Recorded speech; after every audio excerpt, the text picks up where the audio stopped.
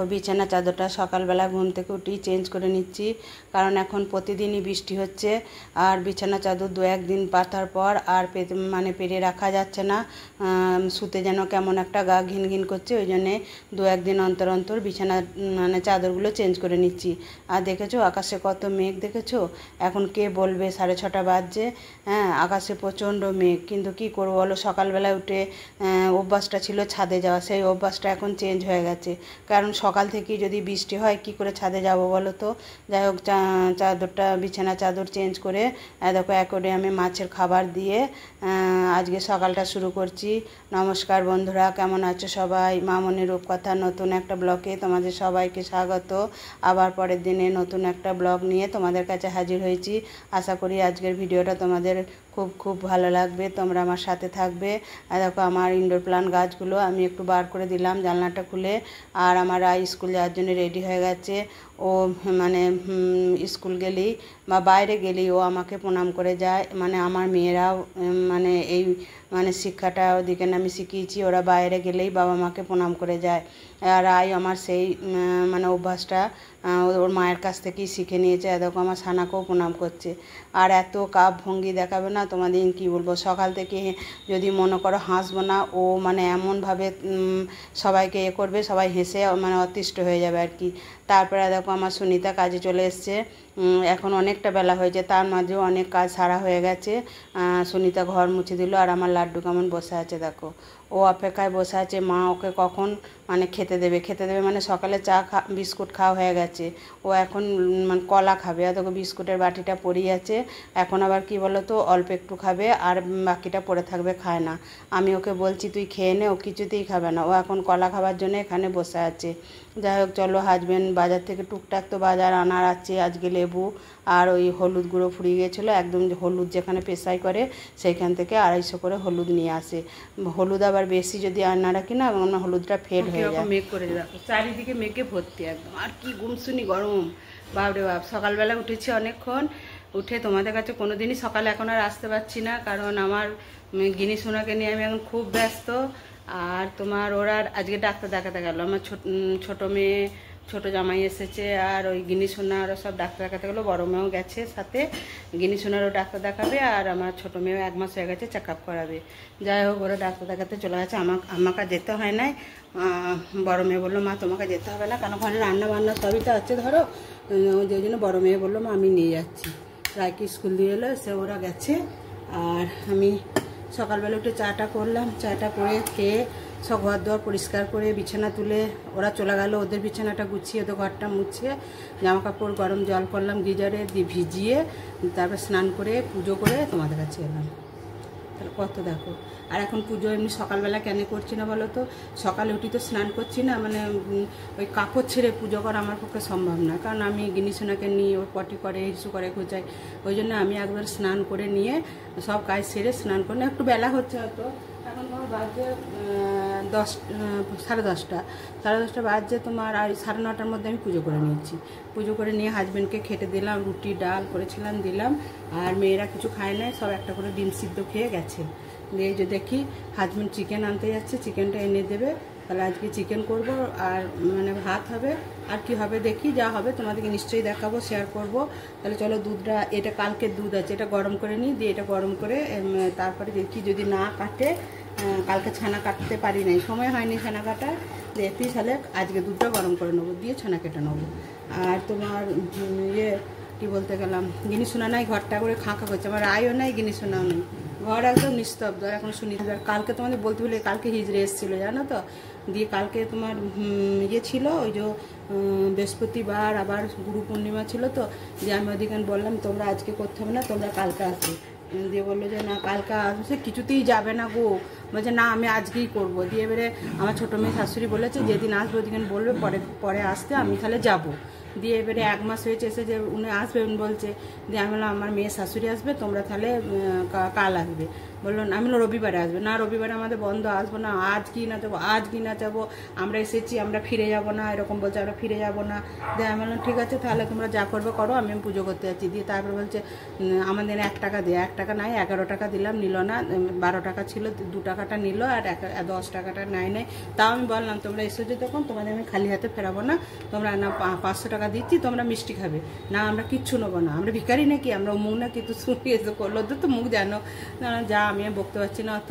দিয়ে চলে গেছে, কালকে আবার আসবে, তুমি যদি আসে তোমাদের নিশ্চয়ই আমি ভিডিও করে রাখবো, তোমাদের দেখাবো। এখন কত টাকা নেবে কি করবে জানি না, খুব প্রচণ্ড ভয় লাগছে। ওদিকে না অত পয়সা দিতে সত্যি খুব গায়ে লাগে। দেখো একটা গরিব মানুষ দুস্থ হয়, তাকে কিছু দেওয়া যায়। আমি ফোন এসেছিলো ওই জন্যে বন্ধ করে দিলাম, কারণ এখন রিংটোনের গানে তো কপিরাইট হয়ে যায়। যাই হোক, দুধটা ফুটে গেছে, এই দুধটা দিয়ে ফুটিয়ে নেবো। আর হাতে জল বসিয়ে দিয়েছি। দেখো বাড়িতে কেউ নাই, ঘর যেন খাঁ খাঁ করছে, নিস্তব্ধ একদম। কারণ লাড্ডু কিছু আওয়াজ পেলেই চিৎকার করে, না হলে চিৎকার করে না। আর আমার রায়ও নাই, আমার গিনিও নাই, মেয়েরাও নাই, হাজব্যান্ডও বেরিয়ে যাচ্ছে, ঘর একদম শুনশান। আগে এরকম হতো জানো তো, হাজব্যান্ড অফিস চলে যেত, মেয়েরা স্কুল চলে যেত, তো আমি সেই চুপ করে মুখটা বুঝে কাজ করেই যেতাম। আমার ঘড়ির দিকে আমি আর তাকাতাম না, আমার যা কাজ আছে সারাদিন আমি করতাম। দিয়ে তারপরে হয়তো একটু রেস্ট নিচ্ছি, তখন মেয়েরা আবার স্কুল থেকে কেউ কলেজ থেকে আসতো, তখন আবার বাড়িটা গমগম করতো, হাজব্যান্ড সন্ধ্যাবেলায় আসতো, গমগম করতো। আর ছুটির দিনগুলো, ছুটির দিনটা ভালো লাগতো, তখন সবাই ঘরে থাকতো। ধরো মেয়েরা ঘুম থেকে দেরি করে উঠতো, হাজব্যান্ড উঠে মনে হোক সারা মানে আমি যেদিন থেকে মানে ওর সঙ্গিনী হয়েছি সেদিন থেকেই দেখছি ওর সেই ভোরবেলায় 5টা, 4:30, 5টায় ওঠা। তখন তো যখন বিয়ের পর ও তো তখন কলকাতা স্ট্যান্ড রোডে থাকতো, তখন ও 7:40-এর গাড়ি ধরতো, ট্রেন ধরতো। তার আগে আমাকে ওকে রান্না মানে ভাত টিফিন সব করে দিতে হতো। কিন্তু তারপরে বিয়ে 4 বছর পর ও বর্ধমানে চলে এলো। বর্ধমানে এসে আবার মানে কিছুদিন রইলো, দিয়ে আবার বর্ধমান থেকে আবার তোমার এখানে আমাদের রায়না বলে, রায়না থেকে একটা গ্রাম আছে, সেখানে কিছুদিন রইলো। সেখানে তোমার প্রমোশন হয়ে ওখানে গিয়েছিল, সেখানে প্রায় 5-6 বছর ছিল। দিয়ে তারপরে আবার বর্ধমানে এলো, বর্ধমান থেকেই রিটায়ার হলো। যাই হোক, তখনকার জীবন আর এখনকার জীবন অনেক, ওইসব ভাবলে মনে হয় আবার সে পিছন দিকে গেলে সে মনটা খারাপ হয়ে যায়।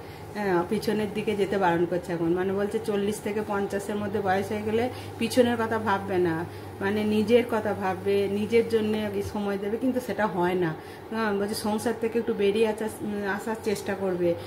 তারপরে সংসারে মানে অগোছালো থাক, সংসার গোছানোর দরকার নাই, তুমি তোমার কথা ভাববে, তুমি ঘুরবে বেড়াবে, বন্ধুদের সঙ্গে একটু আড্ডা মারবে, কিন্তু হয় না গো, আমরা পারি না। কারণ আমরা তো সংসারী মানুষ, আমাদের মনে হয় আমাদের সন্তানরা কিসে ভালো থাকবে, আমার স্বামী কিসে ভালো থাকবে, আমার বাড়িটা কিসে সুন্দর থাকবে, এটাই আমাদের মনে হয়। আমার 50 কেন, আমার 100 বছর বয়স পর্যন্ত যদি বানি, আমি বাড়ির জন্যই চিন্তা করব।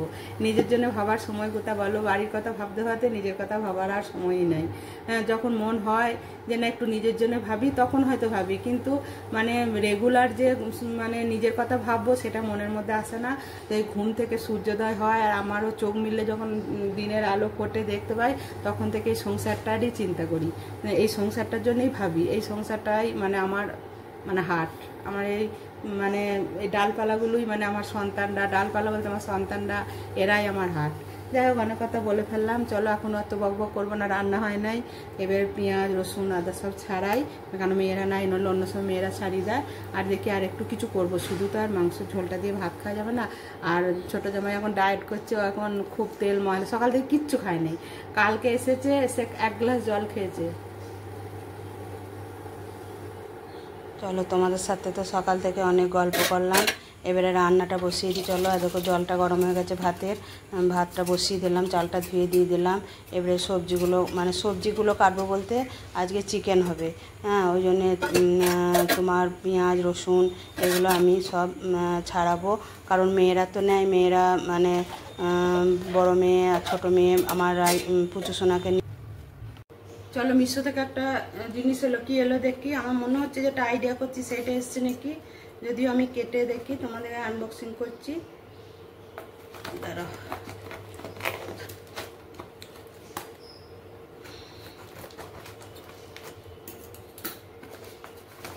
প্যাকটা যারা করে না খুব সুন্দর।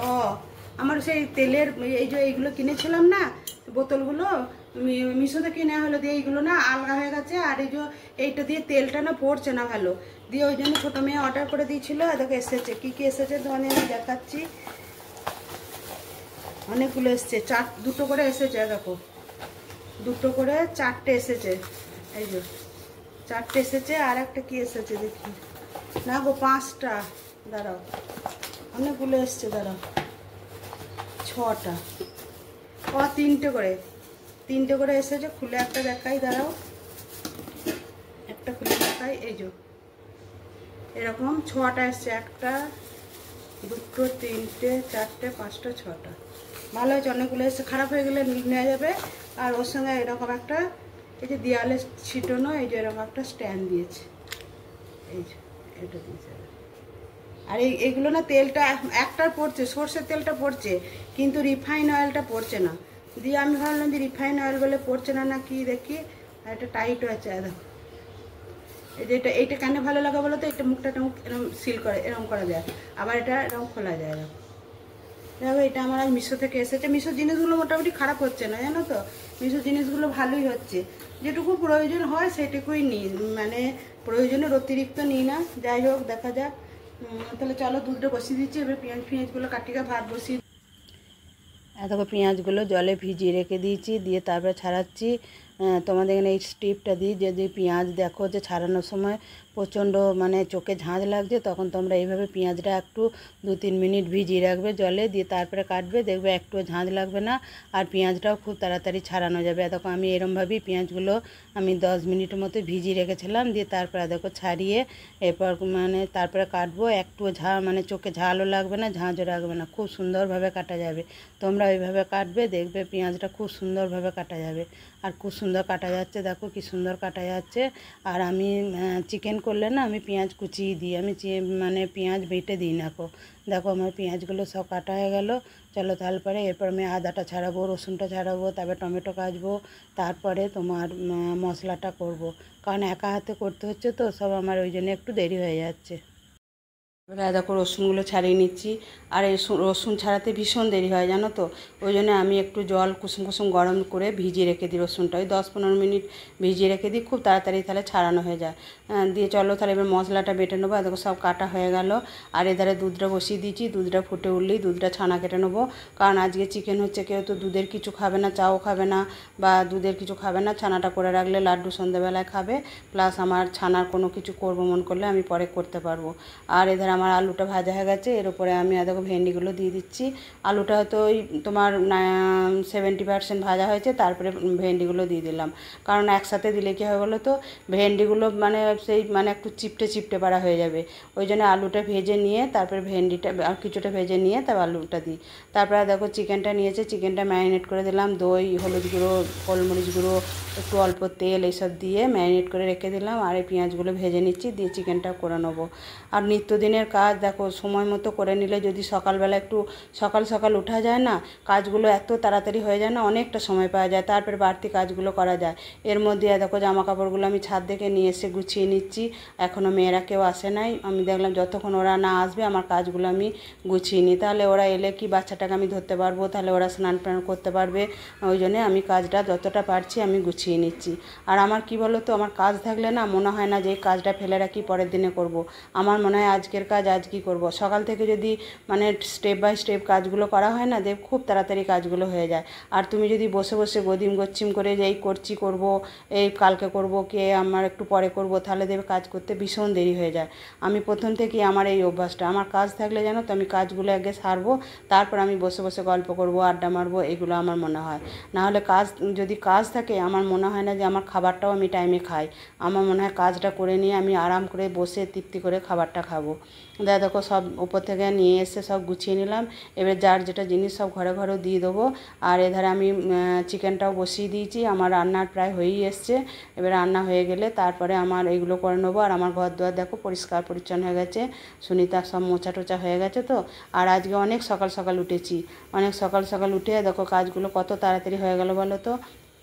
আর আরও সকাল সকাল উঠেছি কেন বলো তো, যে ওরা 8:30টার মধ্যে বেরোবে, ডাক্তার দেখাতে বলেছিল, ওই জন্য আমি তাহলে একটু টিফিন করে দিই, তাহলে ওরা খেয়ে বেরোতো। কিন্তু ওরা কি বললো, আমরা টিফিন খাবো না। দিয়ে ওদিকে কী করলাম বলো তো, ওদিকে ওই সবাইকে একটা করে ডিম সিদ্ধ করে দিলাম। ওরা আমরা ওই ডিম সিদ্ধ করলাম। সকালবেলা মেয়েরা তো চা মুড়ি খেয়েছে, সে চা মুড়ি খেয়ে ওরা বেরিয়ে গেছে। ও বললো যে বাইরে যদি কিছু খিদে পায় বাইরে কিছু খেয়ে নেবো। দেখো খাওয়া দাওয়া এই কমপ্লিট হলো, তোমাদের সঙ্গে শেয়ার করতে পারি নাই, কারণ মেয়ে ডাক্তার দেখিয়ে আসার পর মানে ওর বাচ্চাটা খুব মানে খিদে পেয়েছে, কাঁদছিল এ করছিল, তো দিয়ে সেই রাঁধতে একবার করে রান্না করছি আর একবার করে গিয়ে ওর মেয়েকে ধরছি, দিয়ে আর তোমাদের সঙ্গে শেয়ার করতে পারিনি। তারপর অনেকটা বেলা হয়ে গেল, এখন বাজছে প্রায় 2:45, দিয়ে সব খেয়ে নিলাম, খাইয়ে গুছিয়ে বই করে গেল, কারেন্ট চলে গেল। কালকে রাত্রেবেলা শুতে গেলাম তখন কারেন্ট চলে গেল। আজকে দেখো লোডশেডিং হয়েছে, অন্ধকার সব দেখতে পাচ্ছ, কারেন্ট চলে গেছে। এবার কি করবো, বাচ্চাটা কাঁদছে, এবার আবার ধরবো। দিয়ে তারপরে আর প্রচণ্ড মেঘ করেছে, বৃষ্টি একবার হয়ে গেল, মুষলধারে বৃষ্টি হয়ে গেল, আবার দেখো প্রচুর মেঘ করেছে, আবার বৃষ্টি নামবে। তাহলে কিরকম অবস্থা দেখতে পাচ্ছ, কি করে কি হবে বলো তো, খুব চিন্তার বিষয় জানো তো, খুব চিন্তায় পড়ে গেছি জানো তো। দিয়ে এইসব খাওয়া দাওয়া হলো, দিয়ে খাওয়া দাওয়া কিছুই রান্না করিনি, ভাই চিকেনটা রান্না করেছিলাম আর তোমার একটু ভেন্ডি আলু ভেজেছিলাম, আর কিছু করিনি, ওই আর ভাত, ওই সবাই খেয়ে নিলাম। আমি আজকে তোমাদেরকে না মানে দেখাতে পারিনি, খুব মানে ব্যস্ত, তোমরা বুঝতেই পারছো, তোমরা একটু আমাকে মানে ইয়ে করো। যাই হোক চলো তাহলে এবার তোমার ইয়ে করি গা, বাচ্চাটাকে আবার নিয়ে গা, তারপরে আবার এই যে রান্না করেছি, রান্না জামা কাপড় পরে থাকতে পারি না, এবার আর একবার একটু ফ্রেশ হয়ে নেবো, দিয়ে তারপরে একটু রেস্ট নেবো। বিকালবেলায় আবার ওই একজন আসবে বলেছে, আবার তখন আবার যদি পারি তোমাদের একটু দেখাবো, আর যদি না পারি আর দেখাবো না। তারপর ছোটো বোন ফোন করেছিল, সেটাও ধরতে পারিনি, কখন ফোন করেছে শুনতেই পাইনি, বিশ্বাস করতে পারবো না, শুনতে পাইনি। তারপরে মোবাইলটা দেখছি, যখন দেখছি তখন দেখছি 1টা বাজে, আমি যেন এখন আর ফোন করবো না, ফোন করে কথা বলতেও পারবো না, যে তার চেয়ে সব কাজটা সেরে নিই, ফ্রেশ হয়ে নিই, দিয়ে তারপরে মানে ফোনটা ধরবো, কথা বলতে পারবো। তাহলে চলো আবার পরে তোমাদের কাছে আসছি, কারণ অনেকটা বেলা হয়ে গেছে, 2:45 বাজছে, একটু গায়ে জল না নিলে আমি থাকতে পারছি না, আর এই রান্না করা জামা কাপড় পরে থাকতে পারছি না। তাহলে সারাদিনে কতগুলো মানে নাইটি চেঞ্জ করে দেখতে পাচ্ছি, তো আবার মুষলধারে বৃষ্টি আসবে। তারপরে দেখো বিকালবেলায় জামাইয়ের এক কলিগ সে এসেছে ওর বাচ্চাটাকে দেখতে, ওর মেয়ে আর দুজনে এসছে, আর মেয়ে দেখো লাড্ডুকে নিয়ে কোলে করে ঘুরছে। আমি লাড্ডুকে বলছি, লাড্ডু তোর কি মজা রে, তুই তো খুব আনন্দে আছিস। আর ছোটো মেয়ে ওবেলাতেই মিষ্টি ফিষ্টি এনেছে, ওদিকে এই মিষ্টি দিয়ে জল দেবো। তাহলে আজকে ভিডিওটা এখানেই শেষ করছি, তোমরা ভালো থাকবে, সুস্থ থাকবে, আর আমার ভিডিওটা যদি ভালো লাগে অবশ্যই একটা লাইক কমেন্ট শেয়ার করবে। টাটা। আর দেখো এগুলো উৎসব থেকে এনেছে, ওদিকে একটু মিষ্টি জল দেবো, একটু কফি করব। তাহলে আজকে ভিডিওটা এইখানেই, টাটা।